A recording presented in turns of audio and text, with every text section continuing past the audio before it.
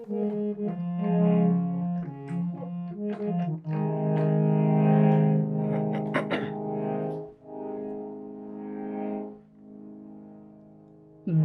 ढलिया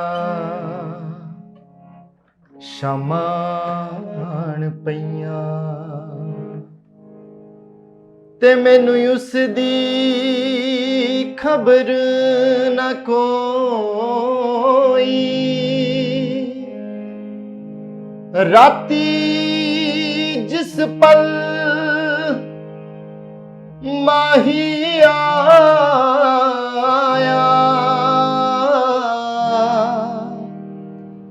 मैं कमली रज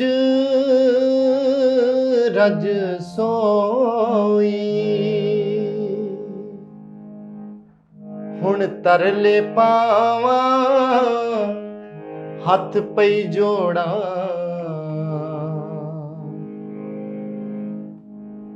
तरले पावां हथ पई जोड़ा कोई माही मोड़ लियावो।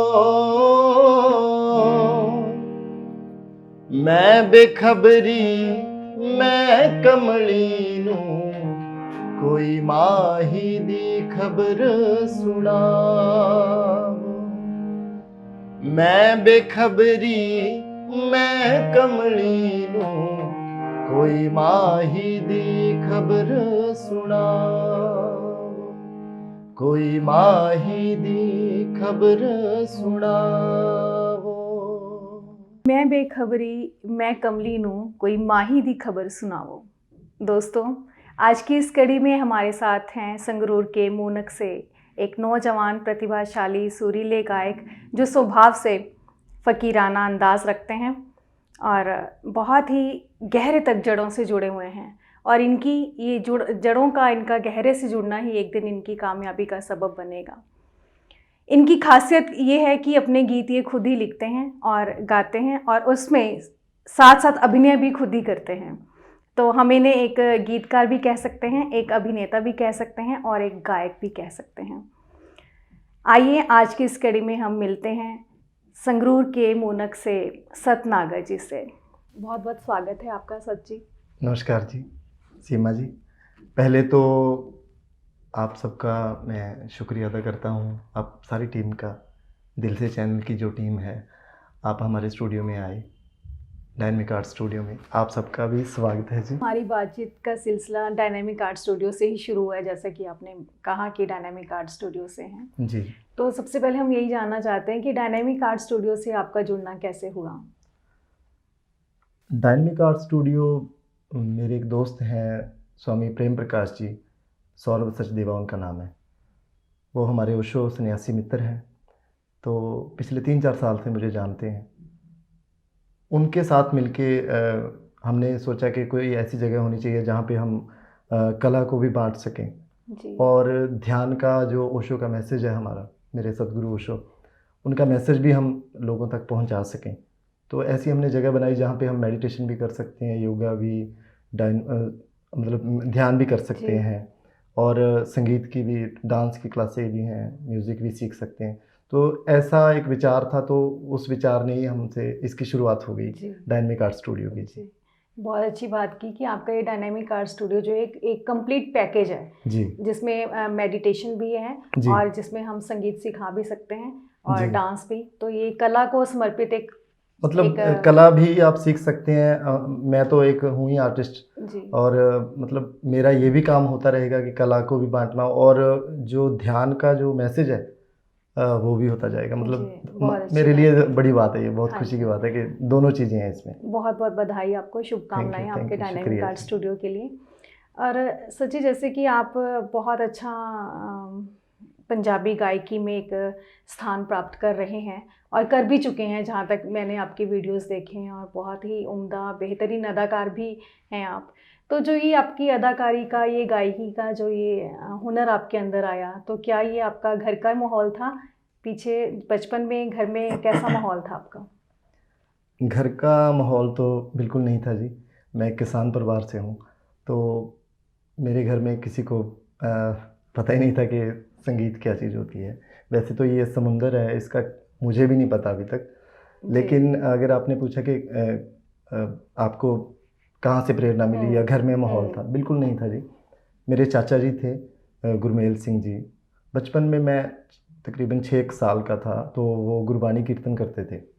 तो उन्होंने, मैं उनके पास ही रहता था, तो उन्होंने शुरुआत करवाई जी। कि संगीत की। उस टाइम मुझे इंटरेस्ट नहीं था, और बस उनके प्यार में, या वो डांटते थे इसलिए सीखता था। तो ऐसी शुरुआत हो गई जी।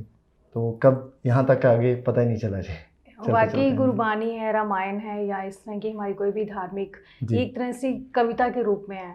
तो ये संगीत से आपको खुद ही जोड़ देती हैं ये चीज़ें। तो सबसे पहला आपका गुरबानी पढ़ते पढ़ते, वो कीर्तन करते करते आपका संगीत से जुड़ना हुआ। बिल्कुल जी, बिल्कुल।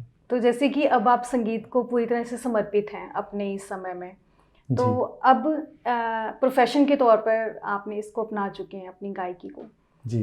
तो अब आपके घर वाले क्या आपके इस फैसले से खुश हैं, या अभी भी वो आपको मना करते हैं? मना तो वैसे उन्होंने पहले भी नहीं किया, लेकिन मैं पहले जैसे गुरबानी कीर्तन करता था, तो मैं एक सिख फैमिली से हूँ, तो काफ़ी देर बहुत समय इसका विरोध होता रहा कि तू ये क्या कर रहा है, किन चक्करों में पड़ गया। ओशो के बारे में उनको पता नहीं था। तो अभी तक भी वो बोलते हैं, जैसे मतलब आस पड़ोस में बताते हैं कि हमारा बेटा यीशु को मानता है, उनको ओशो का पता ही नहीं है ओशो कौन है। तो उनको थोड़ा अजीब लगा। और संगीत की दुनिया में जैसे आर्टिस्ट मैं इस लाइन में आया कि सिंगिंग, गाने करना, वैसे तो वो भी सिंगिंग ही थी जो मैं कीर्तन भजन गाता था बचपन में। लेकिन जब प्रोफेशनल तौर पे इस तरफ आया तो काफ़ी विरोध हुआ, लेकिन मैं चलता रहा। मेरे पास कोई और रास्ता भी नहीं था, और मुझे और रास्ता कोई चुनने का मन भी नहीं किया कभी कि मैं कोई और काम करूं या कुछ। तो मैं इसी तरह, शायद ऊपर वाले की ही मर्जी थी, तो इसी में लगा रहा मैं जी। उसकी रज़ा में ही, उसकी रज़ामंदी थी, तभी आप एक शुरुआत ही आपकी गुरबानी से हुई, और बहुत अच्छे से, और वो धीरे धीरे संगीत का शौक़ आप आज यहाँ तक है कि आप बहुत फेमस हो चुके हैं। आपके गाने वाकई बहुत अच्छे हैं, और सूफियाना अंदाज उनमें जो है, वो उनकी खासियत मुझे ये बहुत अच्छी लगी, मेरे दिल के करीब हैं आपके कई नगमे। तो आपको अपना नगमा कौन सा अच्छा लगता है? वैसे तो एक आर्टिस्ट जो होता है, उसके जितने भी कोई गीत या कोई पेंटिंग है, कुछ भी है, वो सब उसके बच्चे की तरह होते हैं जी। एक माँ ये नहीं बता सकती कि मेरा बच्चा ये सबसे फेवरेट है या ये बहुत प्यारा है, तो उसके बच्चों की तरह होते हैं वो। तो आर्टिस्ट के लिए उसकी सारी कला ही मतलब प्यारी होती है उसको। लेकिन कुछ ऐसे सॉन्ग हैं जिनको बहुत प्यार मिला जी। मैंने जब भी उनको गाया कहीं पे, तो ऐसे मेरा एक पंजाबी सॉन्ग है, तेरे ख्याल ही बड़े ने, तो हम वो सुनना चाहेंगे आपसे। जी जी, मैं एक दो लाइन इसकी ज़रूर सुनाता हूँ आपको। स्वागत है।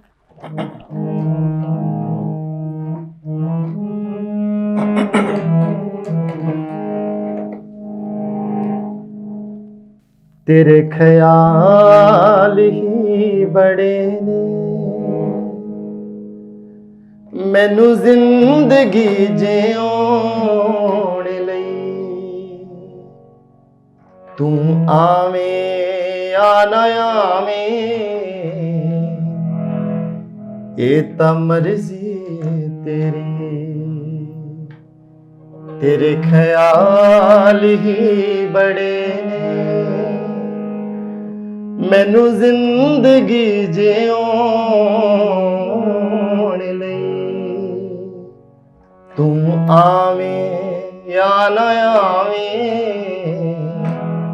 ये तां मर्जी तेरी, तेनू चाहना तां इबादत हुण बन गई है मेरी,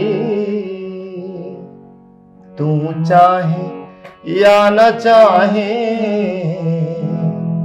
ये तां मर्जी है तेरी, तेरे ख्याल ही बड़े ने। बहुत खूब, बहुत खूब। मन करे कि आप इस गाने को पूरा सुनाएं।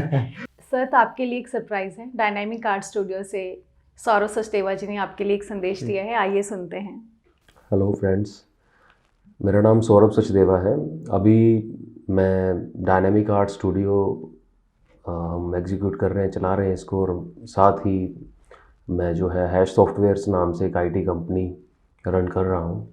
जहाँ तक बात सतनागर की है, वो बड़ा अच्छा लिखते भी हैं। उनके रिसेंटली काफ़ी अच्छे सॉन्ग्स आए हैं, यूट्यूब पे अवेलेबल हैं।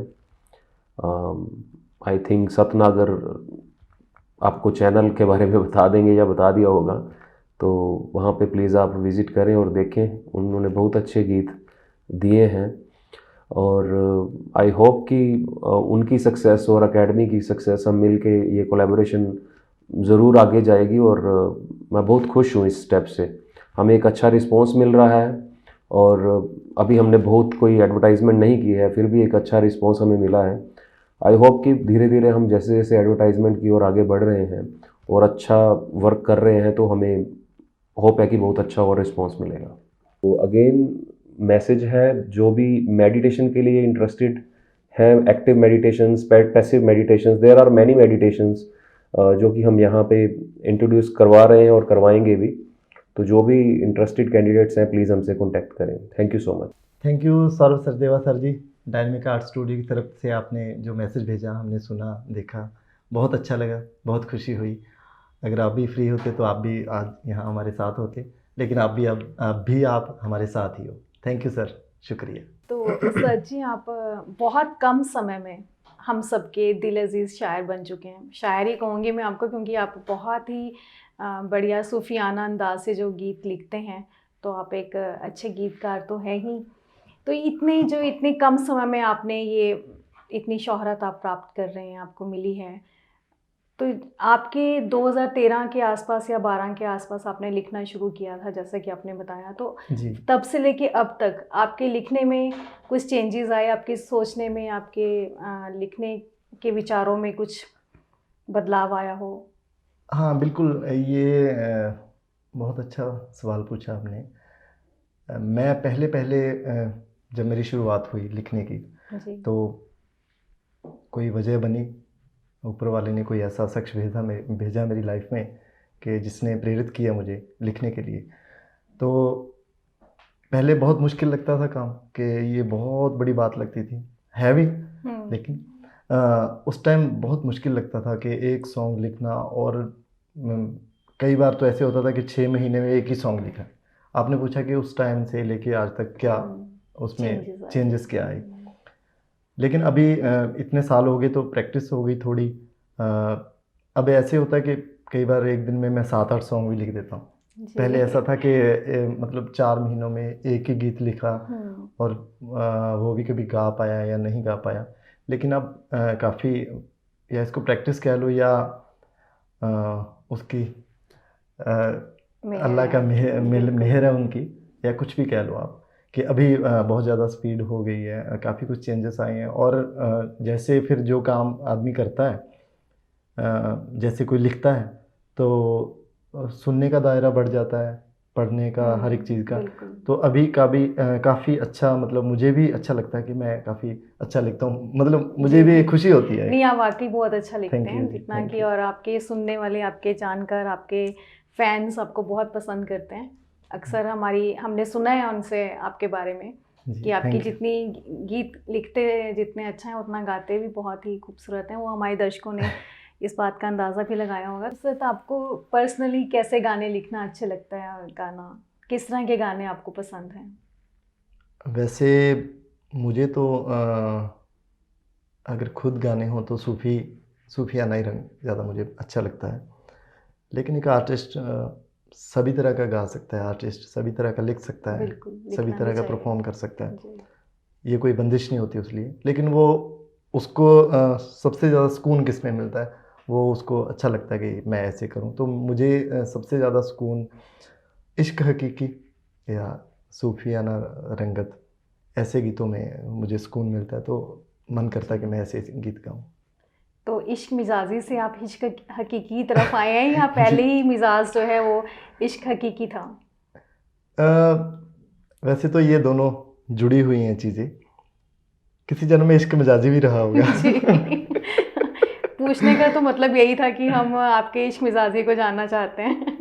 अगर आप बताना चाहें तो। नहीं, मैं उसकी कोई कुछ नहीं बता सकता उसके बारे में, लेकिन जी ये है कि अगर आपने इश्क हकीकी तक पहुंचना है तो पहली सीढ़ी इश्क मिजाजी की है। जी अगर आपको वहाँ नहीं जाएंगे तो आगे भी नहीं पहुंच पाएंगे। जी तो हो सकता है मेरा पिछले जन्म का एक्सपीरियंस होगा इस जन्म में इश्क हकीकी चलिए, आए। हमारी दुआ तो ये है कि आपको इश्क मिजाजी जो है वो इश्क हकीकी की तरफ लेके जाए। जी तो सच्ची आपकी अब तक तो कई गानों की रिकॉर्डिंग हो चुकी है, जी। तो जब पहली बार आपने रिकॉर्डिंग की थी वो आपका एक्सपीरियंस कैसा था, कैसा अनुभव रहा आपका वो? वो बहुत अच्छा था जी। वो मुझे हमेशा याद रहेगा। तो पहले तो मैं बस नाम सुना था या फिल्मों में देखा था कि ऐसे स्टूडियो होता है, वैसे ईयरफोन लगे जी हैं तो आगे एक माइक है, तो ये फिल्मों में ही देखा था। तो जब मैं पहली बार गया, मतलब स्टूडियो में गया जी, तो मैं एक छोटा सा कैमरा था मेरे पास, तो कैमरा लेके गया। 80 से भी ज़्यादा मैंने फ़ोटो वहाँ पे क्लिक की जी कि वो ऐसे खड़ा हूँ, कोई ऐसे खड़ा हूँ, कोई ऐसे। जी तो इतनी खुशी थी। और वो अब भी मेरे पास पिक्स वो पड़ी हैं घर पे। तो बहुत खुशी थी। और जो मेरा पहला एक्सपीरियंस आपने पूछा कैसा रहा, एक म्यूज़िक डायरेक्टर थे जो मुझे मिले। उन्होंने कहा कि सत तू अच्छा गाता है यार। मैं गा तो मैं बचपन से ही रहा था। तो उन्होंने कहा कि तू अच्छा गाता है तो हम मिलके कोई सॉन्ग तैयार करते हैं। तो मैंने कहा जी, मुझे तो बहुत अच्छा लगा कि अच्छा मैं सॉन्ग तैयार कर सकता हूँ कोई। बहुत एक्साइटमेंट हुई। हाँ, तो मैंने उनसे यस कर दिया उनको। मैंने कहा ठीक है जी, हम करते हैं। तो उन्होंने एक मुझे सॉन्ग दिया और उसकी कंपोजिशन दी, मेरे फ़ोन में डाल दी कि आप इसकी प्रैक्टिस कर लो। तो मैंने खुशी खुशी में बड़ी जल्दी उसकी प्रैक्टिस कर जी ली। वो सिंपल सा सॉन्ग था, उसका नाम था सुपना। तो मैंने तैयार किया, फिर हम वो मुझे लेके गए स्टूडियो। दीपक चंदेल जी हैं एक, राजा सॉरी हरियाणा में, रतिया शहर। तो वहाँ पे लेके गए मुझे। मैं फ़र्स्ट टाइम स्टूडियो गया और वहाँ पे जाके मुझे नहीं पता था कि क्या होता है, कैसे होता है। मैं तो बस यही था कि मैं स्टूडियो में बैठा हूँ, मेरे लिए यही बहुत बड़ी बात थी। तो क्या हुआ कि रिकॉर्डिंग शुरू हुई और मेरे सॉन्ग की डबिंग हुई। डबिंग होने के बाद उन्होंने कहा कि यहाँ म्यूज़िक डायरेक्टर को पैसे देने हैं। वो मुझसे बात हुई थी पहले के 25,000 रुपये लगेंगे। जी तो मैंने इधर उधर से इकट्ठे किए थे, तो मुझे पता नहीं था क्योंकि मैं फ़र्स्ट टाइम गया था। तो मैंने सारे पैसे उनको पकड़ा दिए, जी विश्वास किया। और वो जैसे हम बचपन में देखते थे ना कि वो कभी किसी सिचुएशन में उसको पता चल जाता शक्तिमान को, वो ऐसे घूमता था और उड़ जाता था। जी वो म्यूज़िक डायरेक्टर ऐसे उड़ गया मेरी लाइफ से। जी मतलब उसने डबिंग करवाई हम्म और उसके बाद मुझे मिला ही नहीं कभी। मैं उसका फ़ोन मिला, वो फ़ोन नहीं मिल रहा। मैं परेशान हो गया। मैंने कहा यार ये क्या हो गया, पैसे भी इतने लगा दिए और घर से मुझे डांट पड़ रही है। जी तो बहुत परेशान हुआ। तो लेकिन मतलब ऐसा एक्सपीरियंस रहा कि वो जो पहला बंदा मिला वो पहला ही सॉन्ग कंप्लीट नहीं हुआ और वो पैसे लेके भाग गया। जी ऐसा एक्सपीरियंस रहा मेरा थोड़ा पहला। दुख थोड़ी खुशी। हाँ जी, पहले दुख रहा काफ़ी टाइम हम्म कि ये क्या हो गया, मैं परेशान हो गया। घर वाले भी मतलब बोलते थे कि ये क्या किया तुमने। 25,000 उस टाइम में बहुत बड़ी रकम लगती थी। जी तो मतलब 2013 की बात है ये। हाँ जी तो बिल्कुल, उस टाइम बहुत बड़ी बात थी बहुत 25,000 बड़ी। जी मेरे लिए। तो घर घर वालों से भी डांट पड़ रही थी और मतलब मैं भी परेशान हो गया कि ये क्या हो गया। जितनी पहले खुशी थी उतना ही मैं मतलब जी सैड हो गया। तो लेकिन उसके बाद मतलब मुझे शुरुआत होगी और मेरे अंदर एक ये भी हुआ कि अब उसको मैं करके दिखाऊंगा। ये भी हुआ कि बिल्कुल। उसने मेरे साथ ऐसे किया, हम्म मैं उसको मतलब कुछ बन के करके दिखाऊंगा दिखाने कुछ। का। ये भी जी अंदर एक जुनून पैदा हो गया।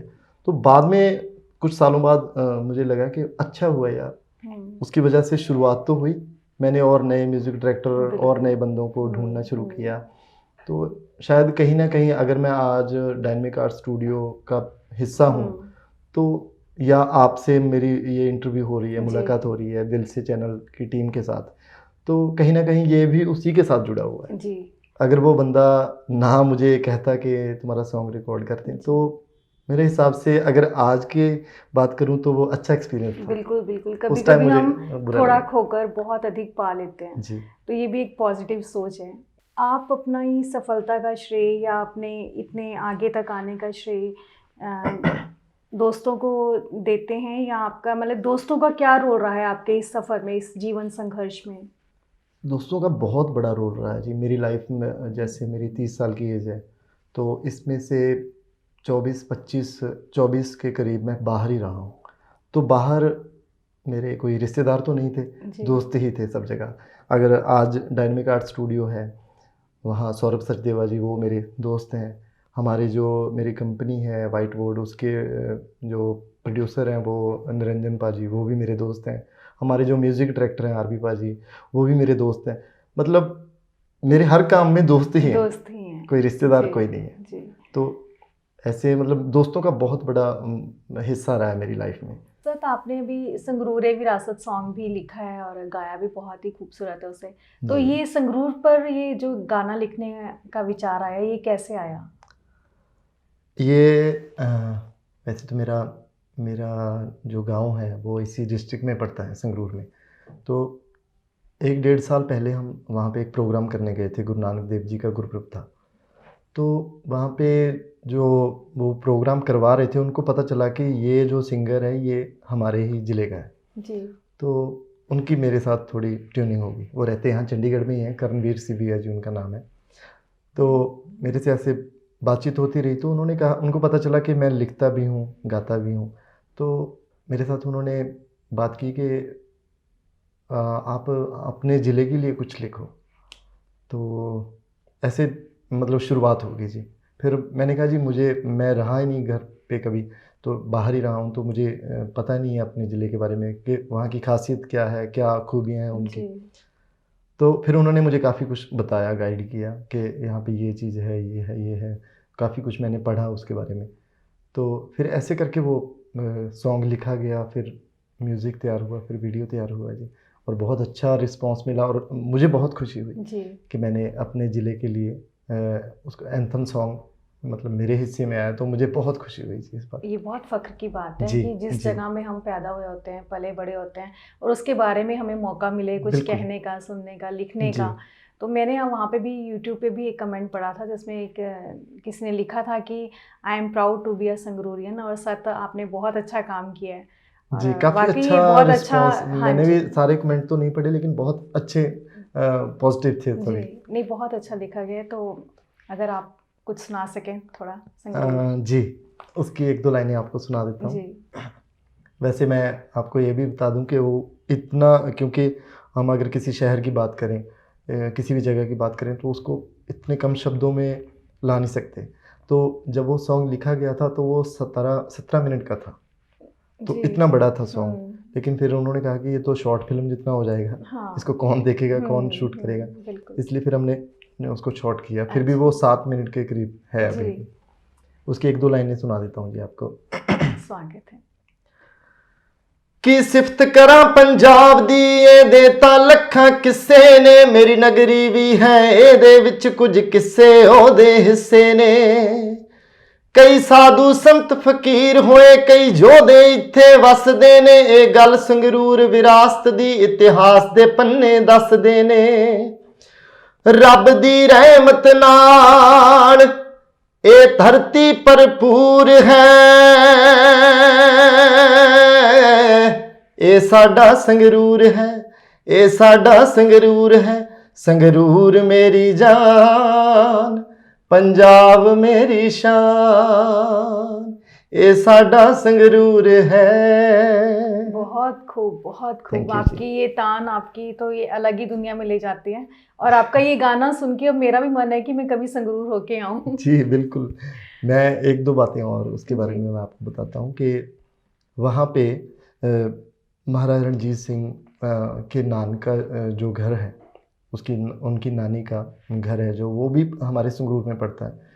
मुझे ये पता ही नहीं था। अच्छा इस जी। सॉन्ग के हाँ बारे जी। में लिखने से पहले मुझे जी, पता नहीं था। जी। तो मैंने काफ़ी ऐसी जगह देखी जो संगरूर में, मैं हैरान हो गया कि बारांदरी है और काफ़ी जगह वहाँ पे है ऐसी अच्छी देखने वाली। तो मैं हैरान हो गया कि हमें पता ही नहीं है, क्योंकि मेरे घर रहा नहीं कभी। बिल्कुल। तो मुझे बहुत खुशी हुई इस सॉन्ग को तैयार करते हुए, जी। गाते हुए, वीडियो शूट करते हुए। तो मैं तो यही कहूँगा कि आप कभी संगरूर जाएं तो जरूर जरूर घूम सर, के आएं। आपके साथ ही कभी जाके जी आएंगे जी जी, जरूर। बिल्कुल बिल्कुल। ये तो और भी मेरे लिए भी खुशी की बात होगी। सर, आप बॉम्बे, आगरा, अमृतसर और भी कई जगह पर संगीत के सिलसिले में रहे हैं, तो जी। लेकिन अब आप पिछले कुछ सालों से चंडीगढ़ में ही रह रहे हैं, तो चंडीगढ़ ही क्यों आपको पसंद आया अपने रहने और संगीत के सफ़र को आगे ले जाने के लिए? चंडीगढ़ बहुत ही अच्छी जगह लगी मुझे। मैं बॉम्बे भी रहा हूँ कुछ टाइम, आगरा भी रहा हूँ, अमृतसर भी, और भी कई जगहों पे रहा हूँ। लेकिन मतलब इसे कुछ कह नहीं सकता, लेकिन ये है कि बहुत अच्छा शहर है, साफ़ सफाई में वो तो है ही, आपको सबको पता ही है। यहाँ पे कोई पॉजिटिव एनर्जी भी है जो जी। इसको आदमी को एक ताज़ा रखती है करके। तो शायद वो और दूसरा कि हमारा ओशो का जो सर्कल है वो मेरा यहाँ पे बन गया, तो इसलिए मैं मतलब कभी जाना नहीं चाहता यहाँ से। तो जी। चंडीगढ़ मुझे बहुत अच्छा लगता है। और बाकी तो आप भी इसके बारे में जानते हो कि हाँ चंडीगढ़ जी। कितनी प्यारी जगह है। तो चंडीगढ़ है ही ऐसी जगह कि जी, जो एक बार आ जाए वो फिर जी, बार बार आना चाहता है और रहना भी यहीं चाहता है। जी। मेरा मतलब पिछले तकरीबन 10 साल हो गए, 9 या 10 साल हो गए होंगे। तब से मतलब कहीं और जाने का मन ही नहीं किया। जी। घर पे मैं जाता हूँ कभी-कभी, लेकिन ज़्यादा टाइम यहीं पे चलिए, रहता ये हूँ। तो हमारे लिए और आपके फैंस के लिए अच्छी बात है कि आप चंडीगढ़ में हैं, जी, तो आपसे मिलना भी आसान हो जाता है। जी। सर, आपकी ज़िंदगी में ओशो का मिलना कैसे हुआ? ओशो से आपका जुड़ना और ओशो से मिलने के बाद आपको अपने जीवन में कुछ बदलाव महसूस हुआ? जी, बहुत बहुत बदलाव हुए मेरी लाइफ़ में ओशो के मिलने के बाद। और अगर मैं मतलब कम शब्दों में कहूँ तो एक ही बात कह सकता हूँ कि मुझे ऐसा लगता है कि मेरा जन्म ओशो को मिलने के बाद हुआ है। पहले जी। बॉडी थी पहले भी, हुँ। लेकिन उसमें जीवित नहीं थी वो। मतलब ओशो को मिलने के बाद ऐसे लगता है कि उसमें जान आ गई। रूस जी, उसके बाद आई। जी। हुँ। तो मेरे मतलब एक पाजी हैं, सुखवीर पाजी, वो आर्टिस्ट हैं। उनके पास मैंने फर्स्ट टाइम ओशो को सुना था, तो मैंने ऐसे पूछा कि वो पेंटिंग कर रहे थे और ओशो का प्रवचन चल रहा था। मैंने कहा, "ये क्या सुन रहे हो आप?" मुझे हुँ। अच्छा लगा, इसलिए मैंने कहा, "पता नहीं कौन है ये बाबा जी?" मैं ऐसा समझा। हुँ। तो उन्होंने मतलब हैरानी की नज़रों से मेरी तरफ देखा और पूछा कि मतलब तुमने ये इनको सुना नहीं? मैंने कहा, नहीं मैंने नहीं सुना, कौन है ये? तो उन्होंने कहा कि यार फिर तू कुछ लाइफ में मिसिंग रह गया तेरे, तो इनको सुन। तो मैंने कहा, जी आप मुझे ये इनकी फ़ाइल जो है मुझे दे दो। तो उन्होंने मुझे ओशो की कई MP3 फ़ाइल जो थी मुझे दी। तो मैंने उनको सुना और मैं पागल हो गया जी, दीवाना हो गया उनका। जी। फिर दौड़ बढ़ गई कि ये कौन है, कैसे हैं? ऐसे करते-करते ओशो सन्यासी मिले। उनमें माँ योग शुक्ला जी, वह बहुत ही प्यारे माँ मिले, वो यहाँ चंडीगढ़ में जो सेंटर चलाते हैं। उनके साथ ही मनमीत स्वामी जी, जिनके जी। साथ मैंने काफ़ी समय कीर्तन भी किया और उनके साथ रहा। तो उन सब लोगों से बहुत कुछ सीखने को मिला और ओशो का मैसेज भी मिला। तो मतलब मेरी लाइफ मैं बता नहीं सकता कि कितनी चेंज हुई। आपने पूछा कि ओशो को मिलने के जी। बाद क्या चेंजेस आए, तो मैं शायद वो शब्दों में बयान नहीं कर सकता। इतने चेंजेस आए हैं ओशो को मिलने के बाद जी। नहीं, ओशो से मिलने के बाद हर इंसान जो एक अलग इंसान हो जाता है, जी, क्रांतिकारी परिवर्तन उसके अंदर आते हैं। जी।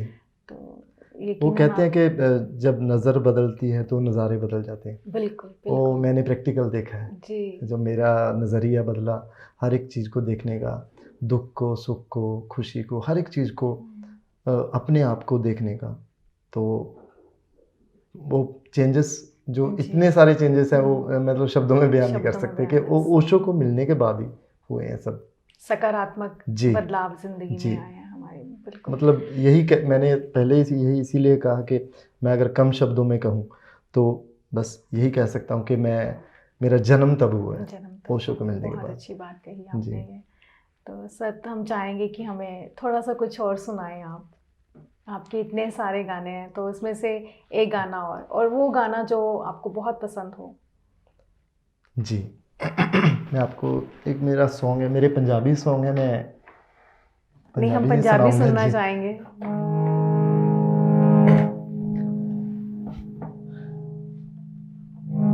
अगर मैं इसके बारे में एक्सप्लेन करूँगा तो बहुत लंबी हो जाएगी जी। रिकॉर्डिंग, तो मैं आपको सॉन्ग सुना देता कोई हूँ। बात नहीं, आप जी। सुनाएँ हमें।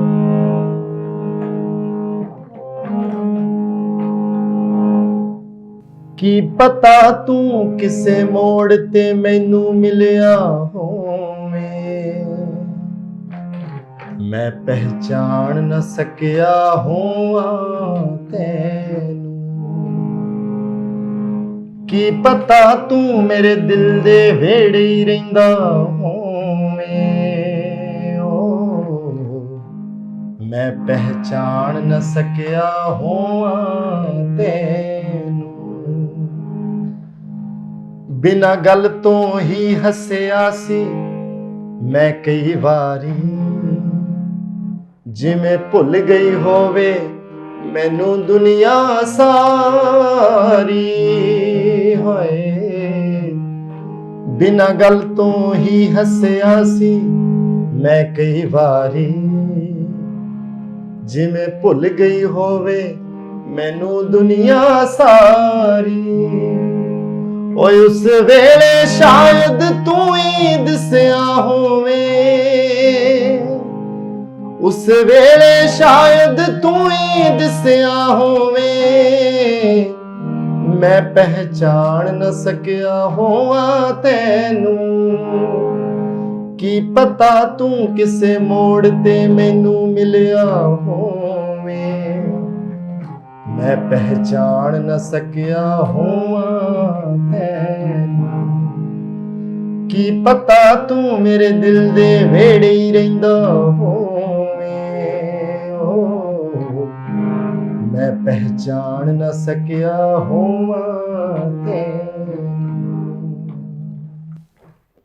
आप बंद मत करा करो, आप गाते रहा करो क्योंकि हमारी तो इच्छा आपको ज़्यादा से ज़्यादा सुनने की है। थैंक यू, बहुत ही थैंक यू। सुंदर मुझे ये लग रहा है कि मेरे पास ऐसी कोई चीज़ नहीं है जो बहुत बढ़िया हो मैं आप लोगों को सुना नहीं, सकूं। बहुत ही, तो आपका ये नगमा बहुत खूबसूरती से लिखा हुआ है। मोहब्बत के रंग, जी उसका दर्द और मोहब्बत कैसी होती है वो आपके इस नगमे से थैंक यू। पता चलता है। बहुत ही खूबसूरत अंदाज आपका। सर, इन दिनों आप क्या कर रहे हैं? जैसे कोरोना काल की इतना लंबा पीरियड हो गया, कोई रिकॉर्डिंग्स वगैरह भी इस दौरान शायद नहीं हुई होंगी, तो अभी आपका नया क्या चल रहा है? नहीं, काफ़ी सॉन्ग रिकॉर्ड हुए हैं जी, लेकिन वो अभी रिलीज़ नहीं कर पाए उनको, क्योंकि वीडियो का भी रहा पहले तो बना नहीं पाए कहीं बाहर जाके। तो अभी धीरे धीरे ये ओपन हो रहा है सब, तो वीडियो बनाएंगे, उनको रिलीज़ करेंगे। काफ़ी सॉन्ग हमने रिकॉर्ड कर लिए हैं स्टूडियो में, तो MP3 तो बहुत अच्छे अच्छे सॉन्ग हैं। तो उनमें से एक सॉन्ग है इश्क़े वाली डोर, तो वो सुनाइए। भी बहुत अच्छा है। मैं इंतजार किस आपको बात का? 2 लाइनें बिल्कुल, आपको हम सुनाता सुनना हूँ। चाहेंगे।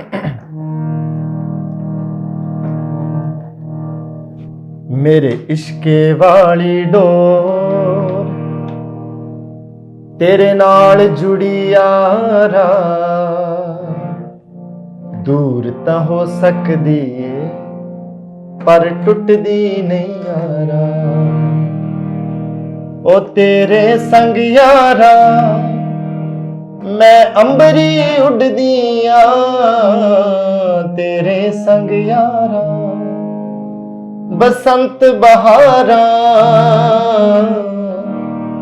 ओ तेरे संग यारा मैं अंबरी उड़दी आ, तेरे संग यारा बसंत बहारा। मेरे इश्क़े वाली डोर तेरे नाल जुड़ी यारा, दूर तां हो सकदी है पर टुटदी नहीं यारा। बहुत खूब, बहुत खूब। आप एक पैराग्राफ सुना के रुक जाते हैं और हमें बिल्कुल अच्छा नहीं लगता। तो मुझे लगता है कि कभी आप किसी महफिल में बैठेंगे तो पूरे सॉन्ग आपको तो आज सुनाऊंगा। महफिल भी है, समा जी। भी है। आज हमने बातें भी करनी है, इसलिए थोड़ा शॉर्ट में सुना बहुत रहा हूं। खूब। ये हर हीर के दिल की आवाज़ है जो आपने गाया। ये गाना बहुत थैंक यू, खूबसूरत थैंक है। यू, शुक्रिया।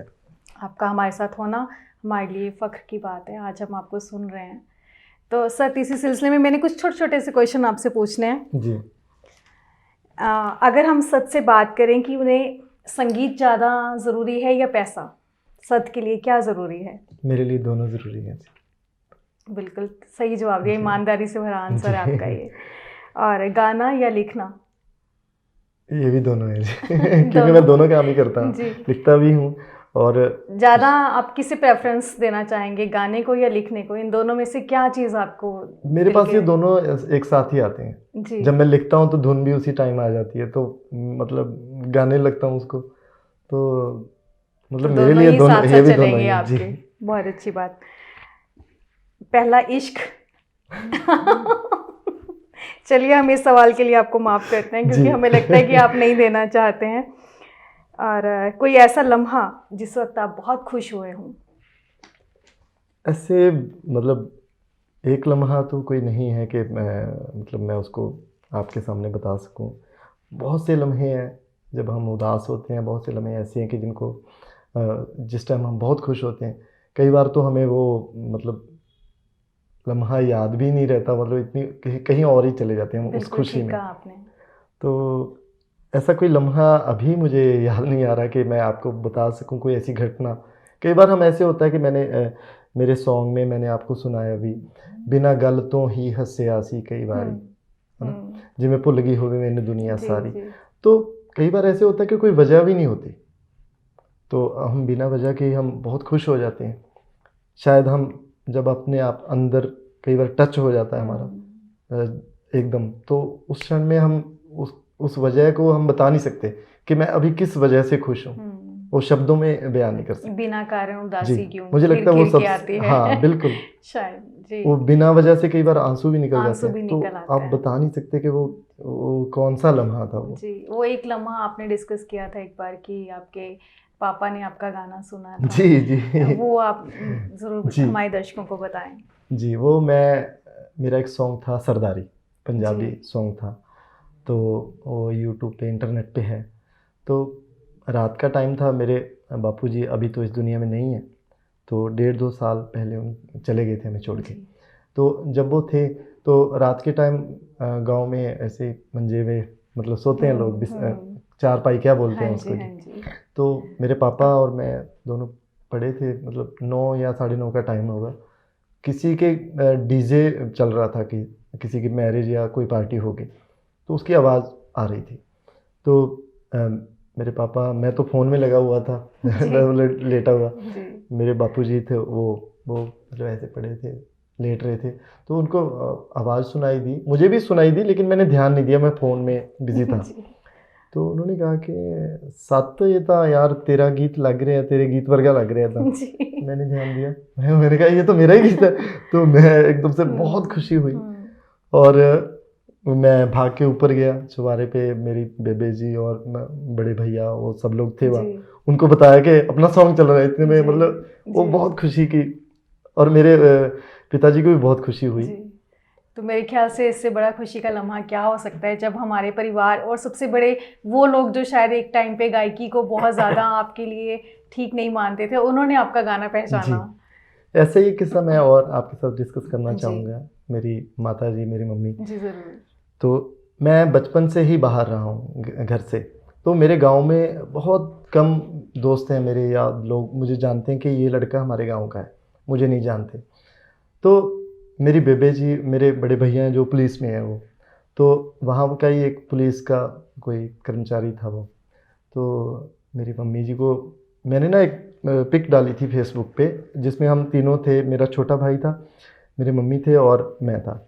तो वो फेसबुक पे उसने देखी होगी कहीं, जी तो वो मेरी मम्मी को पूछ रहा है कि माता वो आप कब मिले थे उस सिंगर को, कहाँ मिले थे? तो मेरी मम्मी को समझ में नहीं आया कि क्या किस किस सिंगर की बात कर रहा है, उनको पता नहीं चला। उसने कहा, मम्मी ने कहा कि आप क्या कह रहे हो?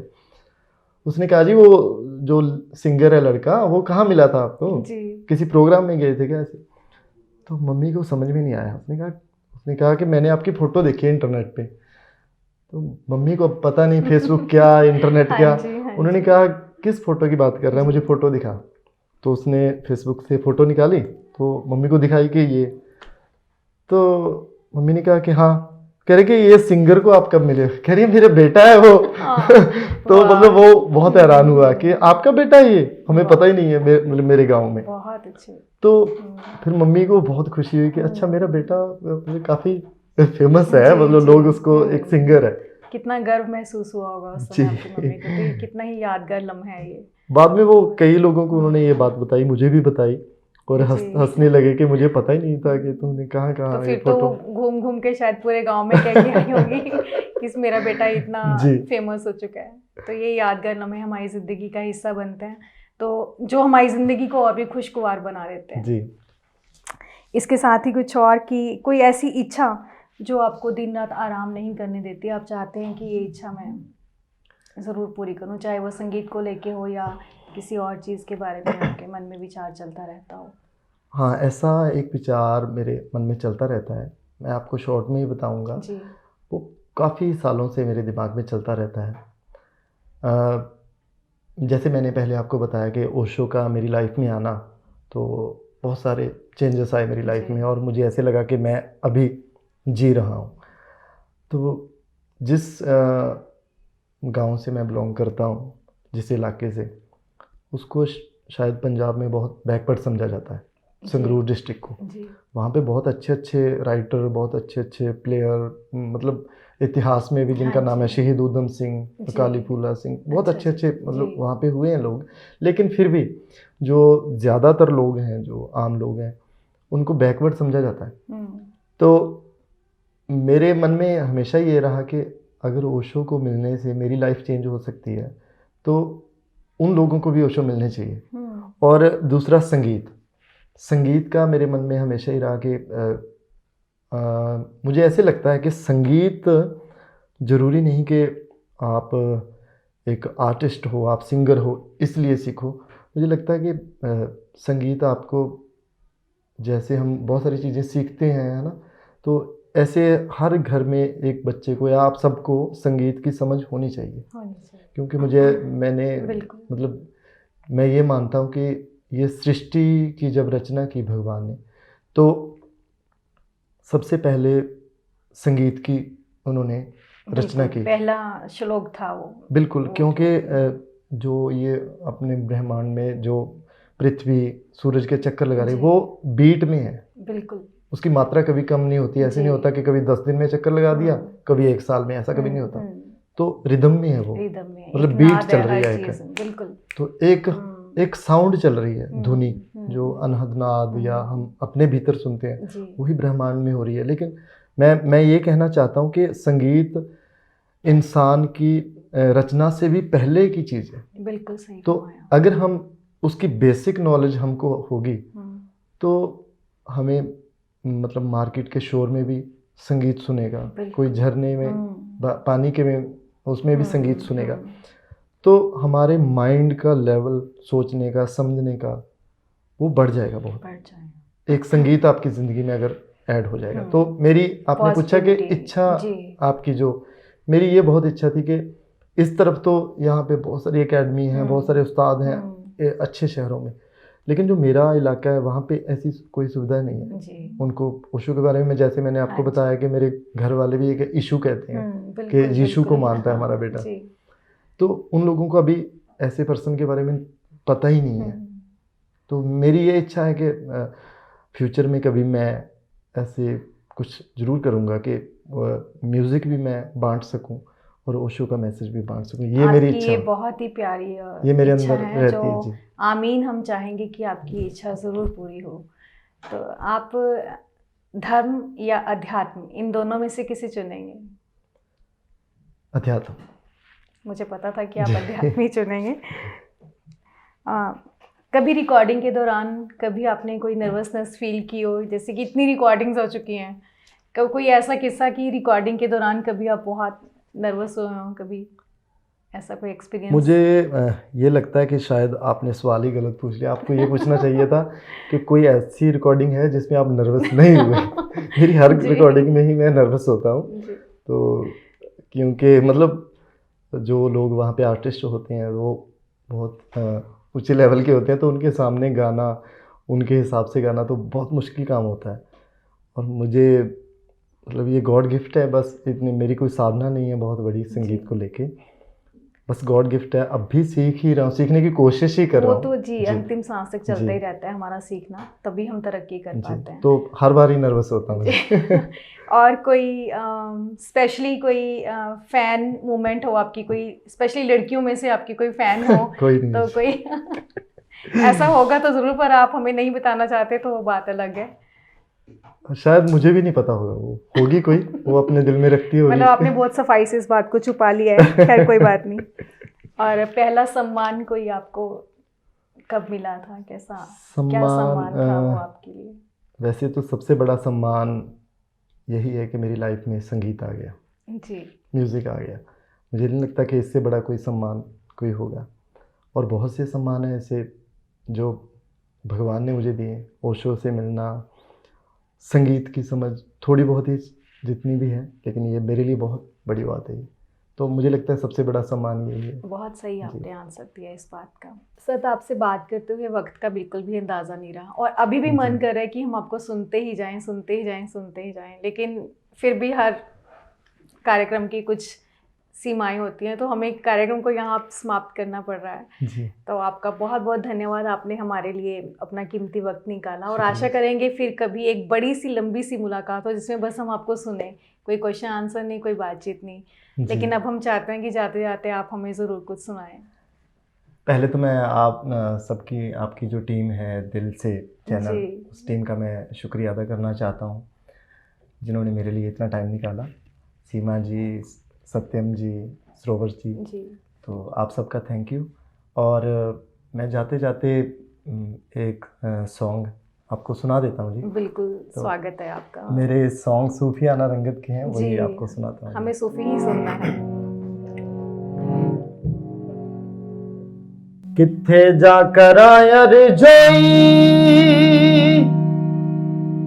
ओ दर्दा नहीं पता, मैथों होया केड़ा पुन, केड़ी होई ए खता, मैनू नहीं पता, मैनू सच्ची नहीं पता।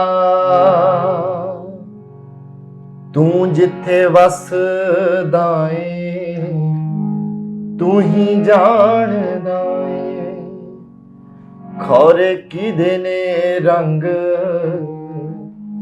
जो बंदा माणदा ए।